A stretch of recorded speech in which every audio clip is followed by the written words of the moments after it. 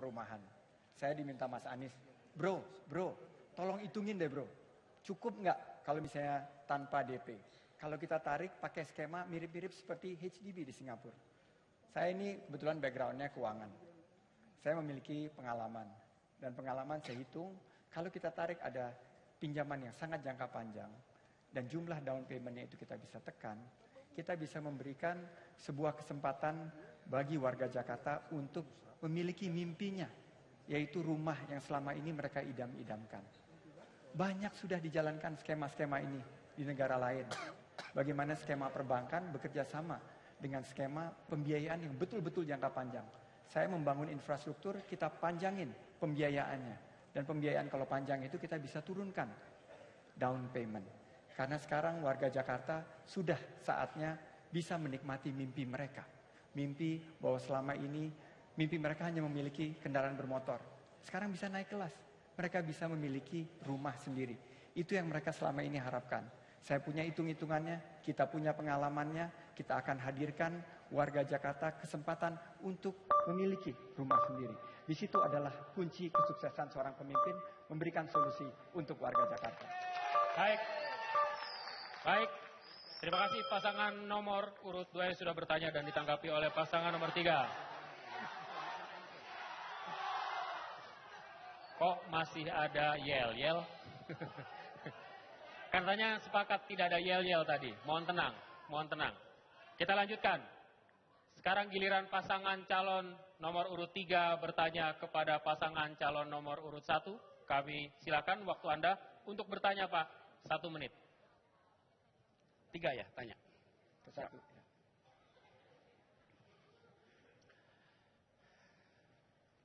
Saya bertanya untuk Ibu Sylvie karena ini terkait dengan Satpol PP. Satpol PP salah satu institusi yang paling ditakuti oleh para pedagang kaki lima, oleh warga. Karena kehadirannya sering justru menakutkan, kehadirannya mengancam. Dengar Satpol PP takut, khawatir. Ibu Sylvie sebagai salah satu sebagai orang yang pernah berpengalaman memimpin, bila kami gubernur, apa nasihat Ibu pada kami untuk memimpin mengelola Satpol PP? Terima kasih, silakan. Baik, waktunya sangat efisien. Waktu Anda, Bu, untuk menjawab. Kalau benar Ibu, waktunya 2 menit. Silakan.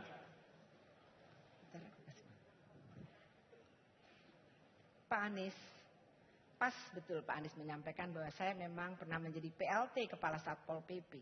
Pada saat itu Pak Joko Widodo yang mengangkat saya sebagai PLT. Jadi memang Satpol PP ini bisa kok dikelola secara humanis. Sebagai bukti bahwa ketika PKL ini mestinya digusur, tapi saya mengatakan jangan digusur, ini ditata. Saya punya contoh konkret, bisa lihat di Jalan Sabang, itu ada yang namanya Kampung 5. Itu terbaik PKL dengan food security-nya yang higienis, itu se-Asia tahun 2010. Kemudian kalau kita jalan-jalan ke Menteng loh. Itu di Jalan Sidoarjo, itu berantakannya, kemudian kita kelola. Sampai sekarang rata-rata kalau pulang dari debat kampanye langsung makan-makan di sana. Sangat higienis. Jadi kata kuncinya adalah bagaimana kita memimpin itu dengan hati.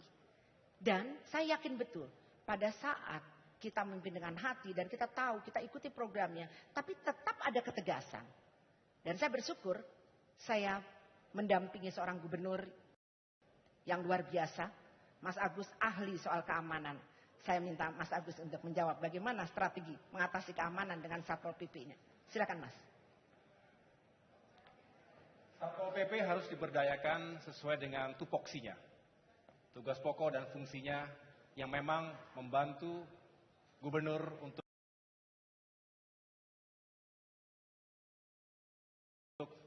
melakukan penertiban terhadap hal-hal yang memang mengganggu lingkungannya. Tetapi bukan untuk mengusir PKL tanpa manusia, tidak dengan manusiawi. Justru sebaliknya. PKL harus diberdayakan dengan sebaik-baiknya karena itu menjadi penggerak ekonomi kerakyatan. Dan Satpol PP benar-benar harus kita gunakan untuk mendukung hal-hal yang lain. Baik, waktunya habis. Terima kasih. Terima kasih Bu Silvi. Kami berjalan di 267 kelurahan dan memang kami melihat seperti cerita Bu Cecep. Bu Cecep ini adalah pengusaha bahan bangunan di Berlan.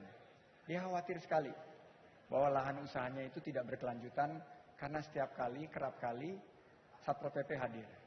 Nah, kami melihat bahwa betul kita harus memimpin dengan hati. Tapi yang kita ingin sampaikan adalah sebuah program pemberdayaan. Bagaimana kisah-kisah seperti Ibu Cecep, kisah-kisah seperti Ibu Awi yang berjualan bir peletok, yang nanti akan menghiasi pariwisata syariah malam kita, itu bisa kita berdayakan. Kita punya program OKOC. OKOC itu adalah kredit khusus untuk perempuan. OKOC bisa mengangkat pemberdayaan dari perempuan. Bagaimana skill, jejaring, dan akhirnya permodalan itu kita bisa hadirkan untuk mereka. Kesejahteraan adalah salah satu yang diinginkan oleh para pedagang kaki lima. Sementara kita juga tahu mereka ini ingin juga tertib. Mereka ingin ikut kok program pemerintah. Tapi mereka ingin diberikan lokasi binaan. Sebuah pemberdayaan yang memberikan mereka akses terhadap lahan usaha, akses terhadap pemberdayaan, dan juga akses terhadap permodalan. Kami akan hadirkan itu 5 tahun ke depan. Baik, terima kasih. Sekali lagi saya ingatkan untuk tidak mengangkat tangan ketika paslon menyampaikan jawaban atau bertanya. Jika itu tujuannya mengganggu, sangat tidak pantas tentunya. Jadi mohon sekali lagi untuk tidak mengangkat tangan atau menyampaikan yel-yel, Bapak dan Ibu sekalian yang terhormat. Saya berikan kesempatan untuk menanggapi pasangan calon nomor 1. 1,5 menit waktu Anda, Pak. Memang membutuhkan kreativitas, imajinasi dalam melakukan berbagai hal untuk menata lingkungan sehingga lebih tertib, lebih higienis, lebih manusiawi, dan lebih menguntungkan. Menjadi daya tarik tersendiri bagi kota Jakarta. Inilah seharusnya dimiliki oleh pemimpin di Jakarta.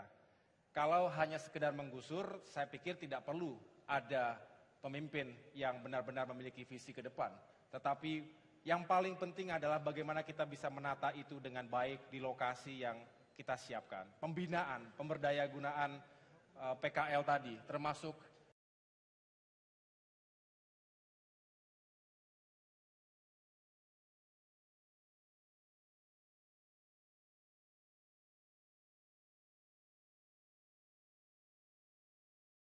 dan dalam menggunakan birokrasi kita, termasuk tangan-tangan yang ada di dalam Pemprov DKI Jakarta, termasuk Satpol PP, itu juga harus menggunakan logika dan hati nurani yang baik. Memang terkesan klise, tetapi inilah esensi dari kepemimpinan.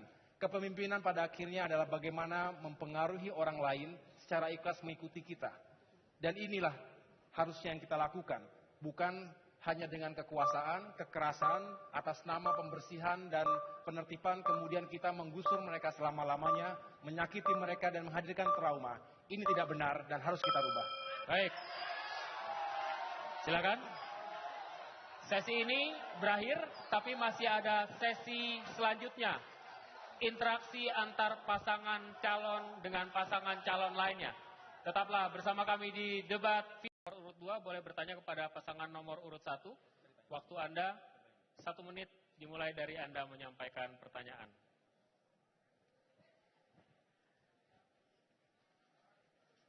Untuk meningkatkan kualitas hidup warga kita, maka perlu perumahan yang layak huni. Kami mendengar bahwa ada konsep baru ketika mau menormalisasi sungai dengan cara membuat rumah apung dan menggeser rumah itu. Itu yang pertama. Bagaimana caranya?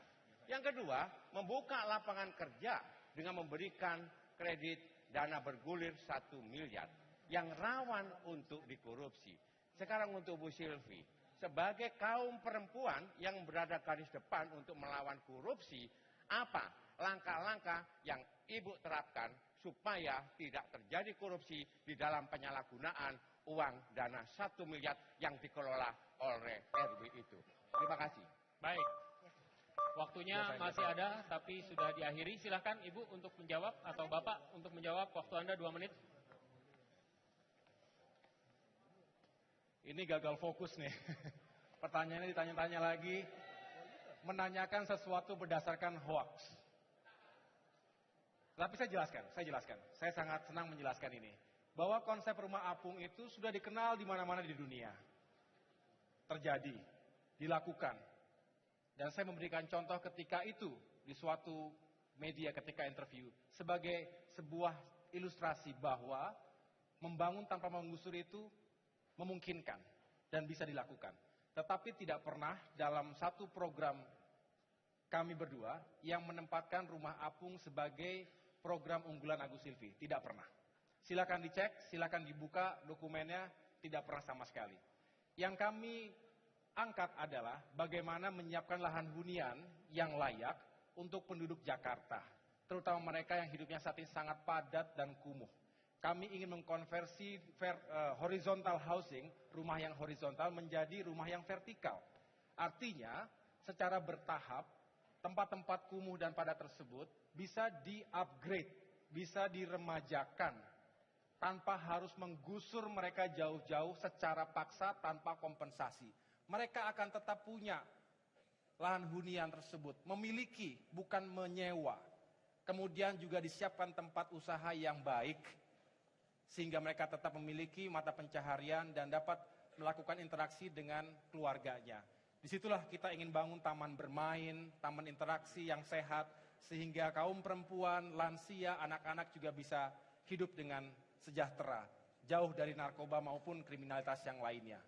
Kemudian terkait dengan bagaimana kami meyakinkan tidak terjadi korupsi, tentu kami akan tegas meyakinkan tidak ada korupsi melalui mekanisme yang akuntabel, melalui sistem. Dan sekali lagi, jangan selalu curiga dengan rakyatnya sendiri. Terima kasih, waktunya sudah habis. Saya berikan kembali kesempatan kepada Paslon 2 untuk menanggapi jawaban dari Paslon 1. Waktunya 1,5 menit, Pak, dimulai dari Anda menyampaikan jawaban. Terima kasih. Tadi salah di dalam menjawab. Yang kami tanyakan adalah perumahan yang layak huni yang berada di pinggir-pinggir sungai. Karena digeser tidak bisa. Kita ingin sungai-sungai kita seperti ini. Ini adalah fakta bagaimana caranya mereka yang tinggal di bantaran sungai ini kemudian kita sediakan rumah susun supaya mereka bisa meningkatkan kualitas hidupnya. Termasuk juga tadi bagaimana caranya, sistemnya, teknisnya untuk jangan sampai dana yang diterima oleh RT RW itu nanti dikorupsi. Karena ketika kami turun ke bawah, mereka bertanya kepada saya, Pak, saya takut untuk mengelola dana 1 miliar ini. Ketakutan pertama adalah kalau tidak bisa mempertanggungjawabkan uang negara itu. Yang kedua, mereka takut terjadinya konflik horizontal antara warga di RW tersebut. Sekarang bagaimana belum dijelaskan mekanismenya sehingga mereka betul-betul mampu mempertanggungjawabkan dana itu. Kemudian, bukan dalam arti kami curiga kepada warga, tidak. Kami percaya betul, tapi jangan jebak dia untuk melakukan tindak pidana. Mengatakan, memang kalau sudah karakter susah untuk dirubah. Kalau memang karakternya selalu mencurigai rakyatnya, sampai kapanpun akan begitu. Rakyat, dimanapun Anda berada, Anda melihat, bisa membandingkan. Bagaimana Anda yang punya inisiatif, keinginan membangun lingkungan Anda sendiri, dengan jerih payah sendiri, kemudian dicurigai pasti akan melakukan korupsi. Saya tidak mendengar sama sekali. Saya bertemu dengan puluhan ribu RT RW di Jakarta. Dan semua mengatakan kami sangat mengapresiasi program yang diusung oleh Paslon 1 untuk pemberdayaan komunitas 1 RW 1 miliar rupiah per tahun. Mereka mendamba-dambakan itu, mereka merindukan itu karena selama ini tidak pernah didengar, tidak pernah diperhatikan oleh pemerintahnya sendiri. Bahkan mereka dicurigai, mereka ketakutan, betul takut, tetapi takut dimaki-maki oleh pemimpinnya. Bukan takut tidak bisa merealisasikan program tersebut. Sehingga tentu tidak beralasan. Dan sekali lagi kami bertemu dengan puluhan ribu RT RW setiap saat, dimanapun berada. mereka mendambakan. Dan untuk itu pula kami memahami, karena program kami itu sangat dinanti, tentunya akan banyak diserang, terutama oleh paslon nomor 2. Saya paham karena ini adalah kebutuhan rakyat dan kami akan tetap firm untuk meyakinkan itu terjadi. Terima kasih. Pasangan nomor urut 2 dan 1 atas interaksinya. Sekarang saya berikan. Baik, kita lanjutkan. Sepakat kita lanjutkan. Sekarang kita berikan kesempatan kepada pasangan nomor urut menyampaikan pertanyaan kepada pasangan calon 2. Waktu Anda untuk bertanya, Pak, 1,5 menit. Dimulai dari Anda menanyakannya. Saya ingin menyampaikan bahwa kami menerima banyak sekali laporan bahwa jawaban kami tadi terdengar di ruangan ini tapi tidak terdengar di televisi, di rumah-rumah di seluruh Indonesia. Kami berharap ini bisa diluruskan karena jawaban tadi penting sekali untuk dipahami oleh warga Jakarta yang berkepentingan atas kebijakan 5 tahun yang akan datang. Terkait dengan pertanyaan untuk pasangan calon nomor 2. Perlindungan anak, salah satu masalah terbesar adalah kekerasan di sekolah. Dan Jakarta tidak terlewat dari persoalan ini. 84% anak-anak pernah mengalami kekerasan di sekolah. Karena itu kami ingin mendengar dari pasangan calon nomor 2. Apa langkah-langkah untuk menyelesaikan kekerasan yang terjadi di sekolah. Terima kasih. Ada tambahan? Cukup? Oke. Kami persilakan pasangan nomor 2 untuk menjawab pertanyaan yang dilontarkan oleh pasangan nomor 3. Waktu Anda 2 menit, Pak. Dimulai Anda menjawab. Ya, sebetulnya sudah kami lakukan. Kalau Anda melakukan kekerasan, bullying, maka Anda pasti dikeluarkan dari sekolah negeri. Waktu itu banyak yang protes. Makanya sekarang kita lihat di Jakarta kekerasan berantem massal itu turun. Kenapa? Orang bertanya saya, kenapa kamu begitu tega? Bukan tega, karena ini pengalaman. Adik perempuan saya, anak perempuan bapak saya satu-satunya, di kampung kelas 3 SD berantem massal. Padahal zaman itu guru-guru dibiayai, dibantu dari bapak saya secara pribadi. Lalu seorang guru bernama Ibu Bondet masih hidup sampai hari ini. 80-an baru kentak umrohkan tahun lalu. Beliau mengatakan seluruh kelas tidak boleh naik kelas. Bapak saya protes, tapi ibu saya mengatakan tidak bisa. Inilah disiplin. Maka adik saya dan satu kelas tidak naik kelas 1 tahun. Tapi akibatnya apa? Adik saya ini bisa masuk ke SMA Negeri 1 Budi Utomo di Jakarta. Lalu bisa masuk di UI. Lalu bisa lulus juga cum laude di Melbourne. Coba kalau waktu itu dibiarkan anak ini tidak dikenakan sanksi. Tentu adik saya berbeda. Dan sekarang berbeda semua nasibnya. Jadi kami terapkan di Jakarta. Kalau ada yang nekat berantem, bullying, pasti kami keluarkan. Atau tidak naik kelas. Ada 2 cara. Nah, makanya sekarang kita bisa lihat hasilnya di Jakarta. Yang berantem antar kelas itu turun. Kalau dia pindah ke swasta masih lakukan juga, kita akan keluarkan. Lebih baik Anda ya belajar jadi tinju saja sekalian. Tapi dengan cara hukum tidak naik kelas setahun, biasanya anak-anak ini mulai berubah. Jadi sanksi yang mendidik sebagai orang tua harus kita lakukan. Karena kita adalah orang tua kepada semua warga DKI. Terima kasih. Baik. Kami berikan kesempatan kepada pasangan nomor 3 untuk menanggapi. Ya. Cukup. Terima kasih. Kekerasan itu ada 2, ada verbal dan ada fisik. Fisik ada 8 jenis kekerasan. Pak Basuki, mengeluarkan anak dari sekolah. Sama seperti kalau anak kita nakal, kita berhentikan dari anak. Tidak bisa, mereka tetap anak kita. Tidak dikeluarkan dari sekolah. Justru mereka harus lebih banyak dididik. Dan yang tadi diceritakan bukan penanggulangan. Yang harus dilakukan adalah, sudah ada Pak, ketika saya menjabat Mendikbud, kita mengeluarkan Permendikbud nomor 83 tahun 2016. Apa yang dikerjakan? Tahun 2015. Apa yang dilakukan? Membuat gugus pengendalian kekerasan di sekolah dan di kota. Dan gugus ini terdiri dari guru, orang tua, ahli psikologi, tokoh masyarakat, tokoh pendidikan menangani di level sekolah dan menangani di level kota. Sehingga pola kekerasan itu ditangani secara sistematis. Hari ini kekerasan itu dua ekstrim. Satu dipandang sebagai masalah pribadi anak dan lingkungan, lalu minta tolong waktu menyelesaikan, atau dianggap sebagai masalah hukum dibawa ke polisi.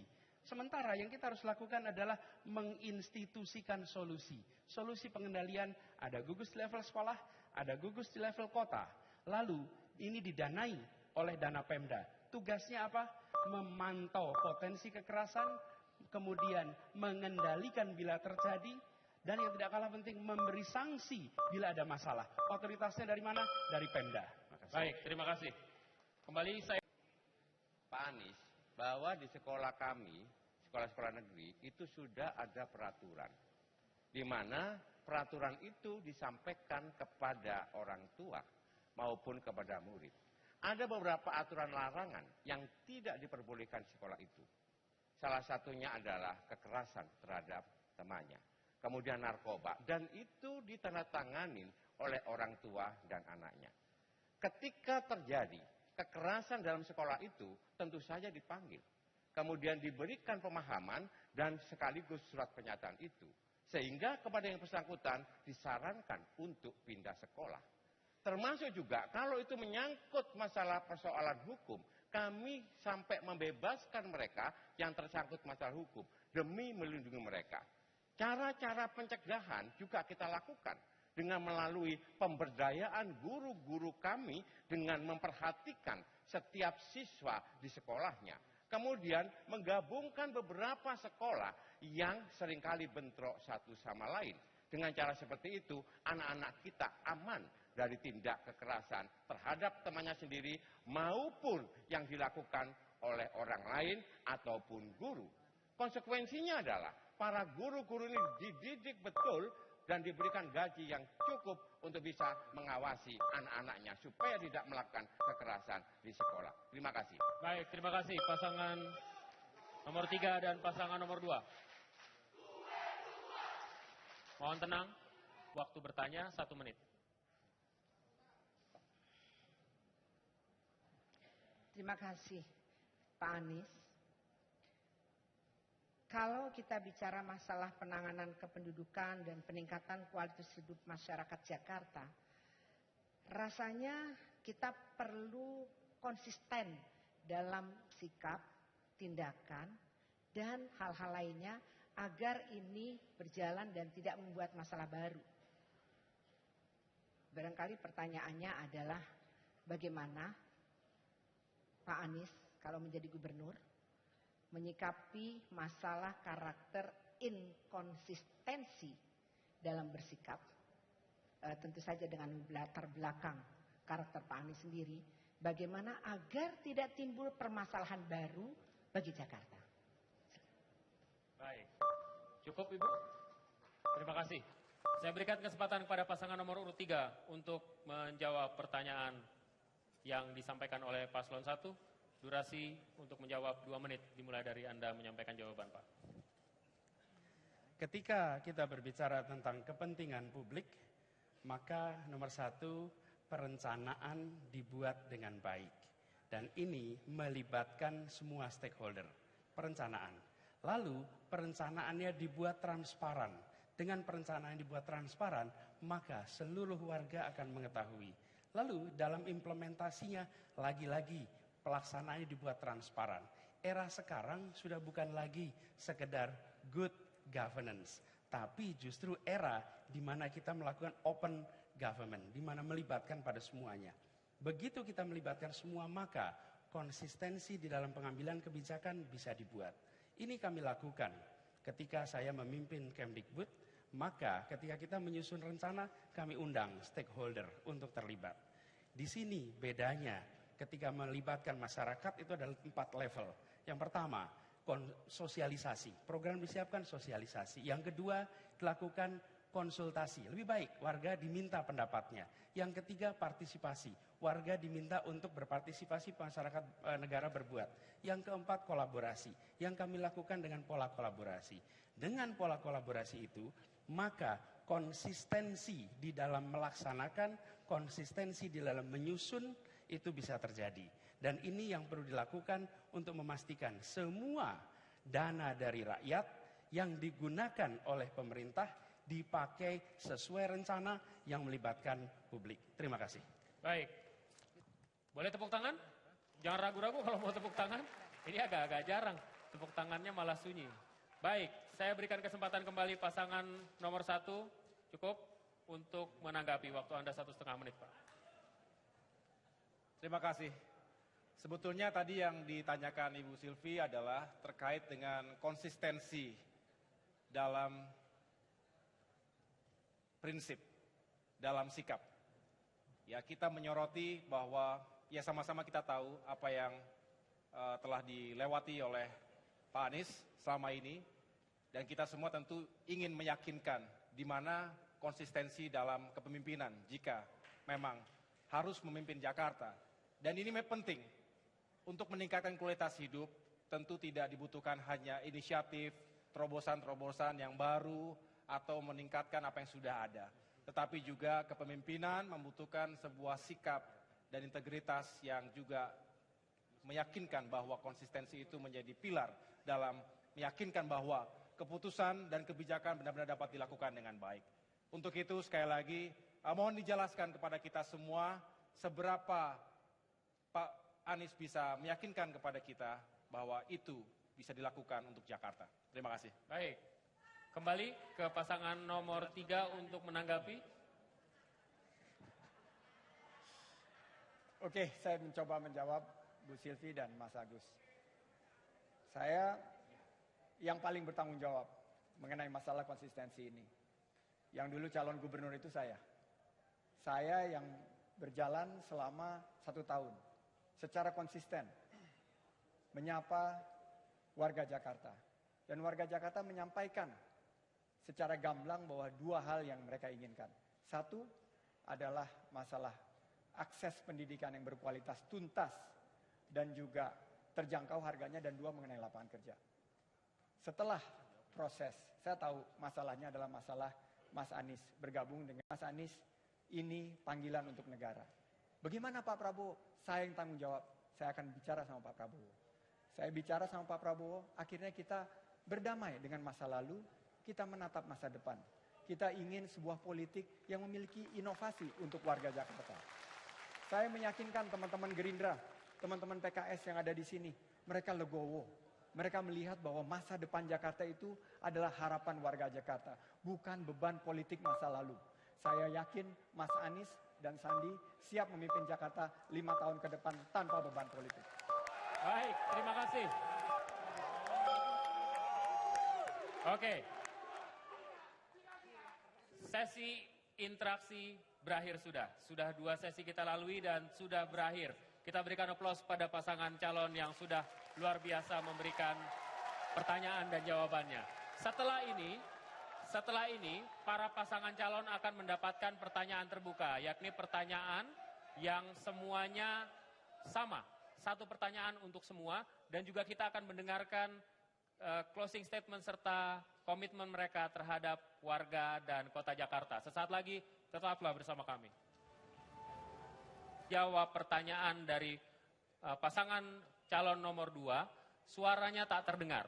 Karena itu atas nama keadilan dan fairness, kita akan mengulangi. Pola pengulangannya adalah kita akan putar rekaman tayangan pertanyaan dari pasangan calon nomor 2 dan kemudian akan dijawab secara live selama 2 menit oleh pasangan calon nomor 3. Setuju ya Bapak-Bapak ya? Mari kita saksikan bersama rekaman pertanyaannya. Untuk paslon nomor 3, kami ingin mengingatkan bahwa di dalam pilkada, janganlah kita obral janji-janji di awang-awang yang tidak bisa dilaksanakan. Ya, kasih masyarakat program-program yang konkret dan pasti bisa dilaksanakan. Kami ambil contoh, ada program dari nomor 3, rumah untuk rakyat. Memiliki rumah tanpa uang muka. Selama 30 tahun, saya ingin tanya sekarang, ya, di mana rumahnya, berapa ukurannya, siapa yang mendapatkannya, dan apakah itu sesuai dengan peraturan dari Kemenpora. Oleh sebab itu, mari kita berikan yang betul-betul bisa dilaksanakan. tidak memberikan wacana-wacana yang sulit untuk dilaksanakan. Terima kasih. Baik, itulah pertanyaan yang disampaikan. Saya berikan kesempatan kepada pasangan calon nomor 3 untuk menjawabnya selama kurun waktu 2 menit. Silakan Pak. Terima kasih. Salah satu impian terbesar bagi mereka yang berada di Jakarta, apalagi yang hijrah ke Jakarta, adalah bisa memiliki rumah. Dan memiliki rumah, alhamdulillah kita memiliki skema pendanaan lewat perbankan, sehingga bisa mendapatkannya lewat kredit. Problemnya bukan pada kreditnya, di situ ada skema untuk membayar selama 15 tahun, ada. Yang menjadi masalah adalah biasanya mereka yang membutuhkan kredit tidak memiliki cukup dana untuk membayar DP-nya. Karena DP-nya prosentasenya bisa tinggi. Ini adalah masalah. Dan tugas seorang gubernur adalah bila melihat masalah tidak mendiamkan dan menyerah. Tapi justru mencari langkah-langkah terobosan untuk bisa memberikan solusi untuk masalah yang dirasakan oleh begitu banyak warga di Jakarta. Ini bukan masalah 1-2 orang, ini masalah masif di Jakarta. Lebih dari 30% hari ini tidak memiliki rumah sendiri di Jakarta. Karena itu solusi yang kami tawarkan adalah bekerja sama dengan perbankan, bukan menyiapkan perumahan. Kerjasama dengan perbankan, dengan Bank DKI, yang kita siapkan adalah kredit. Mereka bisa mendapatkan kredit itu tanpa memberikan DP. Bagaimana caranya bisa tidak dapat tanpa DP? Mereka menabung selama 6 bulan. Konsisten saldonya sampai dengan 10%. Ketika itu konsisten, dinilai kemampuannya, maka itu dikonversi menjadi pengganti DP. Yang penting adalah payment, installment yang mereka lakukan. Setiap bulan konsisten dan sesuai dengan kemampuannya, sesuai dengan daya belinya. Dengan cara seperti itu, gubernur melihat persoalan yang sudah menaun, bukan hanya melihat lalu menyerah, tapi justru memberikan solusi. Alhamdulillah ada Bang Sandi di sini yang sangat paham soal pendanaan bagi kredit-kredit seperti ini. Itu solusi yang akan kami hadirkan dan insya Allah akan memberikan kenyamanan, kebahagiaan bagi warga Jakarta. Terima kasih. Baik, terima kasih. Waktunya habis. Mudah-mudahan itu menggenapkan kesalahan yang terjadi sehingga sudah terpenuhi kewajiban penyelenggara. Bapak dan Ibu sekalian, para pasangan calon. Sesi selanjutnya adalah pertanyaan yang sama untuk setiap pasangan calon. Kita akan mulai dari pasangan nomor 2. Waktu Anda 1,5 menit. Pertanyaannya Pak, menurut Anda, apa sisi positif atau keunggulan yang dimiliki pasangan calon nomor 1 dan paslon 3 yang merupakan sifat baik seorang pemimpin? Waktu Anda 1,5 menit.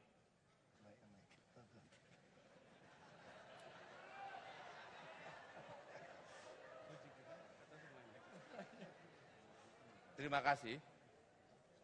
Untuk paslon nomor 1, mereka berani menyampaikan sesuatu meskipun secara lapangan, aksi di lapangan itu sulit dilaksanakan, tapi yakin banget. Dan saya satu opini di awang-awang, tetapi bukti-buktinya susah. Saya ambil contoh, maaf Pak Anies. Pak Anies pernah jadi menteri, ya. Jadi menteri diberhentikan karena tidak cepat untuk mengeksekusi program yang sudah digariskan oleh kabinet. Tetapi yang kami ambil petik dari Pak Anies adalah kesabarannya, kesantunannya. Pak Sandi juga seperti itu. Ada kesabaran, kesantunan yang ditularkan kepada kami dan kemudian untuk mendidik kami untuk berubah. Karena hidup itu belajar.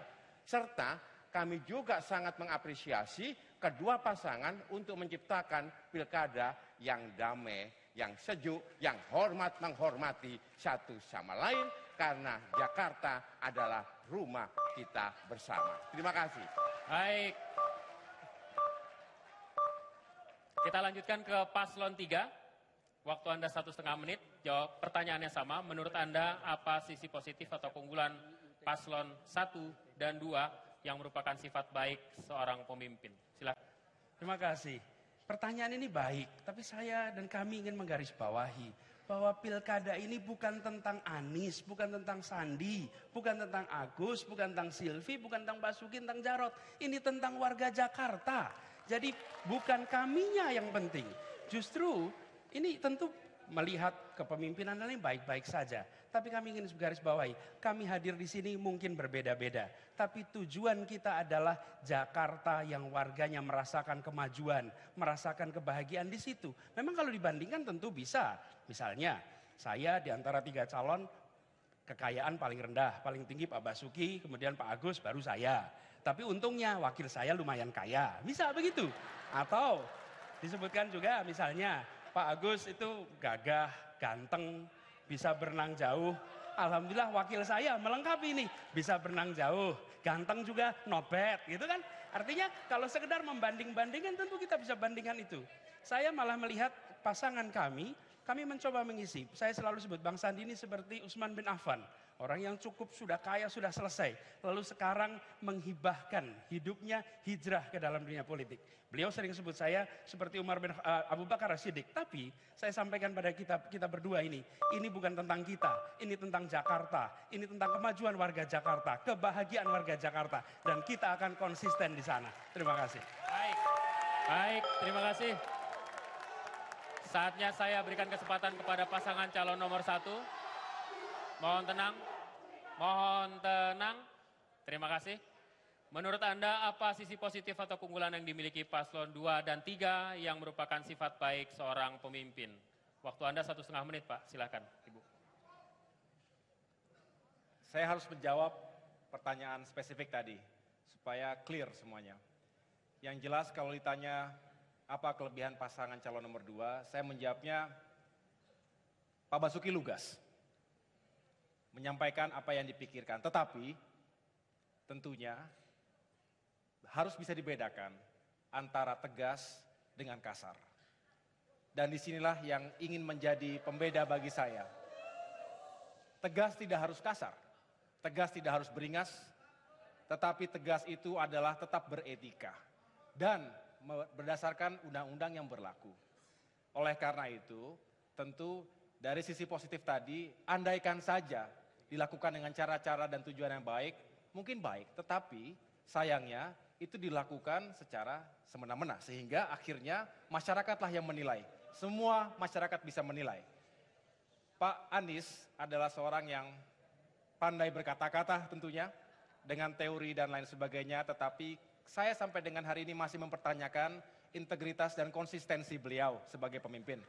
Dan tentunya kami berdua hadir sebagai alternatif pemimpin baru di Jakarta. Saya dan Pos Silvi saling melengkapi, mendukung, mudah-mudahan bisa memberikan jawaban-jawaban kepada rakyat, menghadirkan solusi untuk masyarakat Jakarta untuk lebih maju dan sejahtera lagi. Terima kasih. Baik, terima kasih.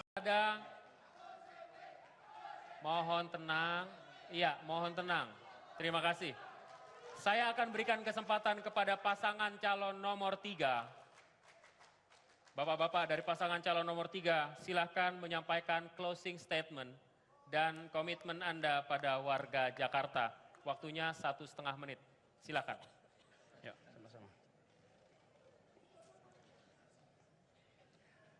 Mayoritas warga Jakarta menginginkan gubernur baru. Jelas di situ dia. Mereka menginginkan perubahan. Dan alhamdulillah, selama 4 bulan ini kami bekerja bersama-sama. PKS, Gerindra, ribuan warganya, relawan, ribuan orang bekerja bersama mengikhtiarkan perubahan itu. Kami hadir di sini untuk menjawab keinginan warga Jakarta yang menginginkan gubernur baru. Tapi itu semua hanya Allah Subhanahu wa taala yang bisa menentukan. Takdirnya telah dituliskan. Bagian kita adalah berikhtiar dan berdoa. Allah yang Maha Kuasa lah yang bisa membolak-balikkan hati kita. Dan Allah juga yang akan membalikkan dan menetapkan hati bapak-bapak ibu semua di rumah warga Jakarta untuk menentukan pemimpinnya.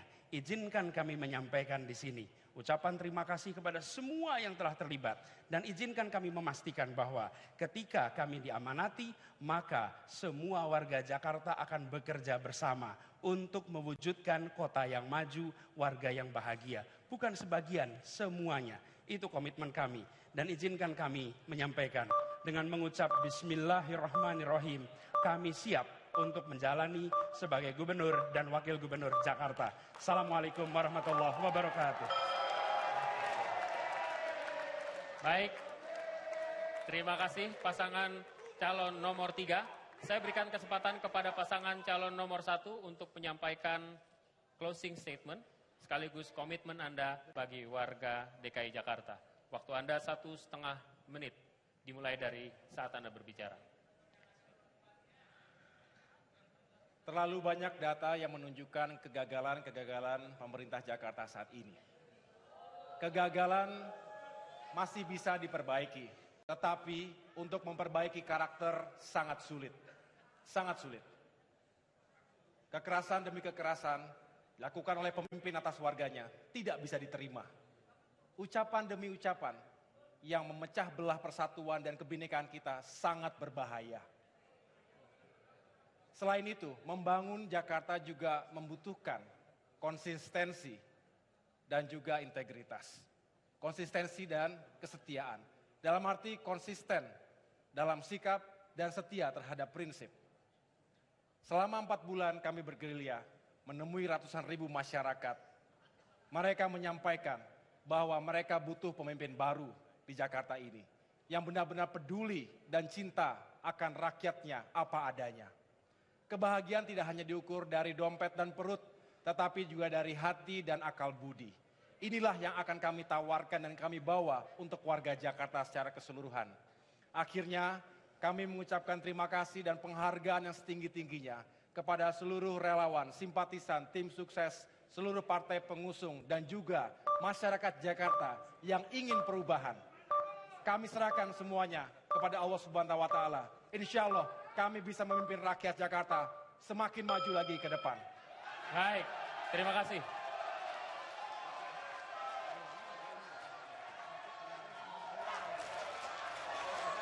Kini giliran pasangan nomor 2 untuk menyampaikan closing statement sekaligus komitmennya bagi warga DKI Jakarta. Silakan Pak, waktu Anda 1,5 menit sama seperti yang lain. Dimulai dari saat Anda berbicara. Mohon tenang, mohon tenang. Mohon tenang. Terima kasih. Ini gambar orang bikin di luar negeri. Bukan. Ini Kalijodo. Tempat perempuan diperdagangkan, tempat narkoba diedarkan, tempat anak-anak dipekerjakan. Kami bukan jual program. Kami hancurkan, ubah jadi taman seperti ini. Ini kelas internasional. Jadi memimpin Jakarta, ini seperti hubungan orang tua dengan anak-anak. Kami mempunyai peraturan, kami ingin anak-anak itu sehat, kami ingin anak itu bisa dididik dengan baik, punya karakter yang baik, punya budi pekerti yang baik. Orang tua pengen anak itu semua diboleh-bolehin. Mau dikasih 1M yang gak jelas, mau dikasih rumah yang murah, padahal gak bisa dicicil aja gak mampu. Inkubator 800 ribu tiap bulan, gaji pas-pasan, mana bisa cicil rumah 800 ribu. Makanya saya katakan, janganlah karena mau jadi gubernur, ini ibarat om sama tante merusak aturan yang sudah dibuat oleh orang tua. Mendidik anak itu susah, membangun itu gampang.